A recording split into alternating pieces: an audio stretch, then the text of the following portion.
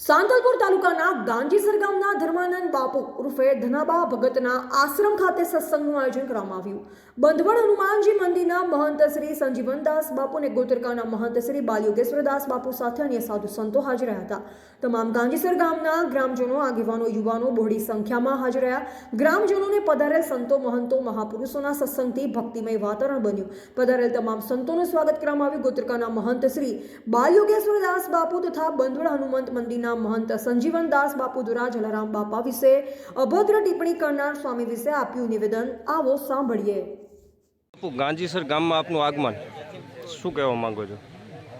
ગાંજીસર કોઈ સામાન્ય નહીં, આ ભારત ભૂમિનું એક સુંદર ગામ છે જ્યાં એક ગૃહસ્થ પરિવાર ધનાજી ભગત ખૂબ સુંદર કુટિયા વાળીને વિરાજમાન હોય છે.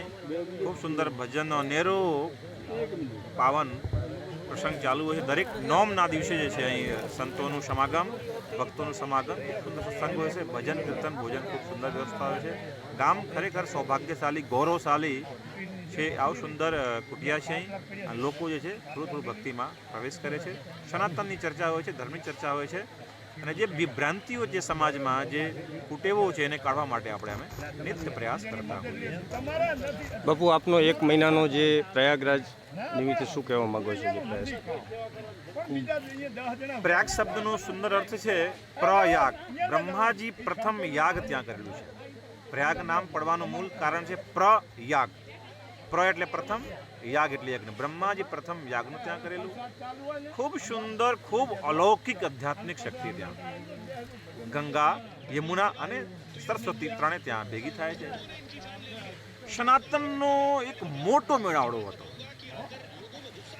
લોકો વાત કરે છે કે જાતિવાદ, પણ હું એક વાત કરું, એવો સુંદર મેં દાખલો ત્યાં જોયો. કોઈ જાતિ નહીં, એ હરિજન હોય, એ બ્રાહ્મણ હોય, ક્ષત્રિય હોય, વૈશ્ય હોય, દરેક જણા એક જ ઘાટ પર સ્નાન કર્યું છે. ક્યારેક કોઈનું જાતિ પૂછવામાં આવ્યું જ નથી ત્યાં. એવો સુંદર પ્રસંગ. કોઈ મને કહે કે કોઈને પૂછીને ત્યાં સ્નાન કરવાનું આપ્યું. સંતો ત્યાં સ્નાન કરતા હતા અને ભક્તો ત્યાં સ્નાન કરતા. કોઈ જાતિવાદનો જે નિર્મૂલન કર્યું છે ને, હટાવી દીધું છે. પ્રયાગરાજ છે સંપૂર્ણ વિશ્વની સૌથી મોટો મેળાવો. એવો ક્યારે ભૂતોના ભવિષ્યથી ત્યાં થયું છે. અને સનાતનને પરચમ લહેરાયો છે. સનાતન એવો સુંદર પરંપરા છે, એકતા છે, એવી સુંદર વ્યવસ્થા છે, પરંપરા છે, એટલા સહિષ્ણુ છે, એટલી સહનશીલતા છે, માત્ર ને માત્ર સનાતનમાં જ છે. હવે હિન્દુ જાગૃત થયા છે. હવે આ બળશે નહીં, એક સાથે રહેશે, રાષ્ટ્ર નિર્માણનું કામ કરશે, સદૈવ રાષ્ટ્રનું ચિંતન કરશે, અને ભારત વિશ્વગુરુ છે અને રહેશે. કારણ સનાતનીઓ જાગી ગયા છે. જે લોકો જાતિવાદના કીડા સનાતનમાં નાખવા માંગે છે, એના મોઢા ઉપર આ તમાચા છે. આખી એક જ ઘાટ ઉપર દરેક જાતિના લોકો સ્નાન કર્યા છે. કોઈને ક્યારેય જાતિ પૂછ્યું નથી. વિધર્મી લોકો આવ્યા છે, ત્યાં સ્નાન કર્યું છે. કોઈને આઈડેન્ટિફાઈ માંગી નથી. અમે બધા સાથે સ્નાન કરે છે. દરેકનો રોજગાર મળ્યું છે ત્યાં લોકોને. અને સનાતન મોટો પરચમ વિશ્વમાં લહેરાયો છે. ભારતમાં ને વિશ્વમાં. વિશ્વ આજે ભારત તરફ જોઈ રહ્યો છે. ભારત શું કરશે એવો ગૌરવશાળી વાત છે. ભારતના માનનીય પ્રધાનમંત્રી નરેન્દ્ર દામોદર દાસ મોદી એક યોગી પુરુષ છે. એમના સાનિધ્યમાં ઉત્તર પ્રદેશની સરકાર એક યોગીજીના સાનિધ્યમાં એવું સુંદર આયોજન થયું છે. ખરેખર ધન્યવાદના પાત્ર છે આ લોકો. અને જે સનાતની છે ધન્યવાદના પાત્ર છે. ખૂબ સહનશીલતા અને સહિષ્ણુતાથી જઈને ત્યાં સ્નાન કર્યું છે અને સનાતનની વ્યવસ્થાને જાણવાનો પ્રયાસ કર્યું છે. સુંદર વ્યવસ્થા પરિપૂર્ણ થયું છે. આ જે અનેરો પ્રયાસ છે એકતાનું, આ કાયમ માટે રહે એવી જનતાથી પ્રાર્થના છે. એક થઈ જાઓ, એક રહેશે તો આનંદ રહેશે.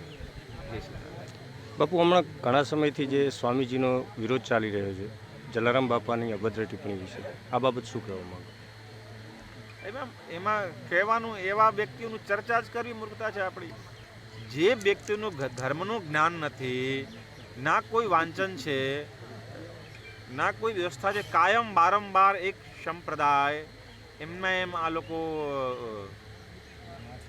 અમુક પહેલી વાત તો ધર્મ સત્તા ઉપર બેસવાનું જ હકદાર છે જ્ઞાની હોવું પડે.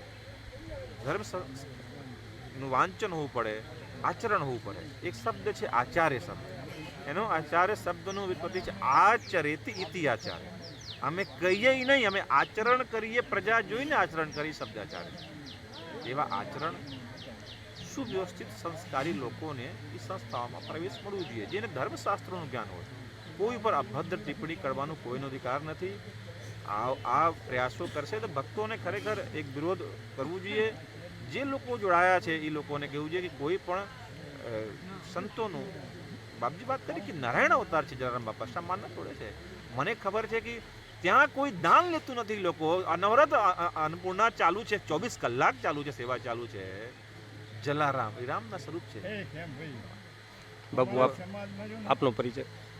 હું બંધોડ ધ્યાન યોગાશ્રમ, બંધોડી હનુમાનજીના ત્યાં ગામના લોકો તો મહંત કહે છે, પણ હું એક સામાન્ય સનાતની સેવક છું. હિન્દુઓનું જગાડવાનો પ્રયાસ કરું છું. હિન્દુ જાગે અને એક થાય એવો પ્રયાસ છે. કોઈ ઉપાધિ પ્રાપ્તિ નથી મારી પાસે. હું માત્ર એક સનાતની છું અને મારું કર્તવ્ય છે જે વેશ ધારણ કર્યો છું, બધા હિન્દુઓને જગાડું અને ભારત માટે, રાષ્ટ્ર માટે એ લોકો તૈયાર કરું કે એવા મહારાણા પ્રતાપ ફરી આવે, ફરી શિવાજી આવે, સાંબાજી ફરી આવે અને ફરી ભારતને એવા સુંદર વિજય અપાવે, ભારતનો પરચમ ભગવો ઝંડો ફરી લહેરાય. એના માટે હું ભગવો ધારણ કર્યો છું. સંપૂર્ણ સંસાર મારી છે, સંપૂર્ણ ભૂમિ ગોપાલ કી છે. એટલે કોઈ પરિચય આ જ છે કે હું સનાતની છું, હિન્દુ છું. મારી કોઈ જાતિ નથી, માત્ર ને માત્ર હિન્દુ અને સનાતની. ગાંજીસર ગામ ખાતે આપનું આગમન, આપ શું કહેવા માંગો? धार्मिक ग्राम है यह. जो गद्दी है काफ़ी पुरानी गद्दी है. यहाँ के लोग भक्ति भाव में समर्पित अपने जीवन को पूर्ण समर्पित करते हैं और बिन भक्ति के सब अधूरा है. इस संसार में अगर पूर्ण हो सकता है तो केवल भक्ति से.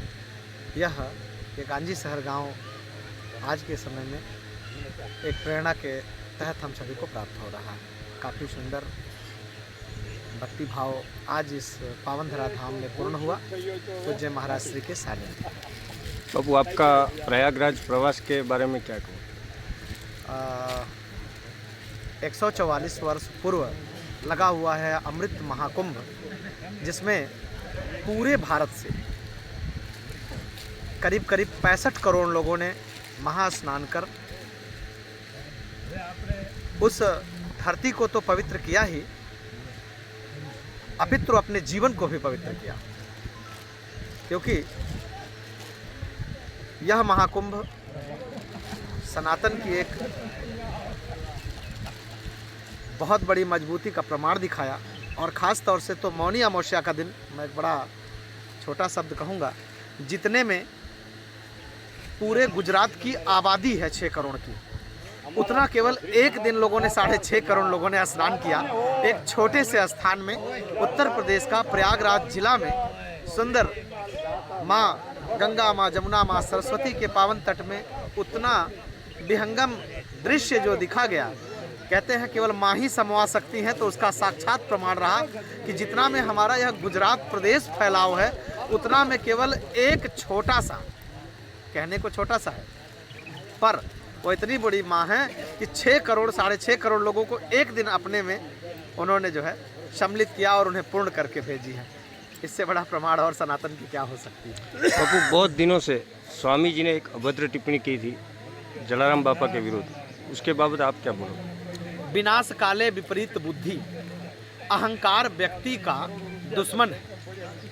इसका साक्षात प्रमाण उस स्वामी जी ने दिया कि जलाराम बापा जी को जो साक्षात नारायण के स्वरूप रहे, उनके ऊपर उन्होंने इतनी बड़ी यह टिप्पणी कर करके एक सनातन धर्म के ऊपर सदा यह कुधर्मी लोग कुठाराघात करते आते हैं और करते आते रहने की सोच रखते हैं. ऐसे लोगों को घोर निंदनीय है. इनको हर समाज से निकाल देना चाहिए. और भक्तों को भी ऐसे, क्योंकि हमारे यहाँ कहते हैं ना कि राक्षस योनि कहीं और नहीं है, यह सब राक्षस योनि में ही आने वाले लोग हैं. मैं पुनः इन सभी नास्तिक लोगों से यही कहूँगा कि आस्तिक हो जाएं, वरना यह सनातन जग गया है. बाल भी बिनना इनका मुश्किल हो जाएगा. Thank you. કુટીરે મારી કાર્યક્રમ રાખ્યો. તેમાં દરેક સંતો, ગોચરકા મહંત શ્રી, કટાવના સંજીવની બાપુ આશ્રમ રાધનભાઈ ગુરુ આશ્રમ હાઈસ્કૂલના ગંગાનંદ બાપુ, રામદાસ બાપુ સોનેર, દરેક સંતો મહંતો નામી અનામી પધારી અને ખૂબ લાભ આપ્યો. ગામ લોકોએ બધો સાથ સહકાર સેવાનો લાભ લીધો અને ખૂબ આધ્યાત્મિક સત્સંગ થયો. માણસને કેવી રીતે જીવવું, મનુષ્યનો શું ધર્મ છે એ વિશે બહુ સારો દરેક સંતોનો જુદા જુદા વાણીનો લાભ લીધો અને બધાનો બહુ આનંદ આવ્યો. બહેનો પણ આવી, રોજરાવ ભગત મંડળ આવ્યું, દહીસર ભગત મંડળ આવ્યું, દરેક બધા અમારા મંડળના સંતો હતા એ પધારી અને ખૂબ જવાન લોકોએ પણ બધી સેવાનો લાભ લીધો અને ખૂબ આનંદ આવ્યો અને ઉત્સવ અમારો પરિપૂર્ણ થયો અને બધા પ્રસાદ લઈ અને હવે છૂટા પડીએ છીએ અને જે આવ્યું એ આત્મા મેળશો તો તમારું જીવન ધન્ય થઈ જશે.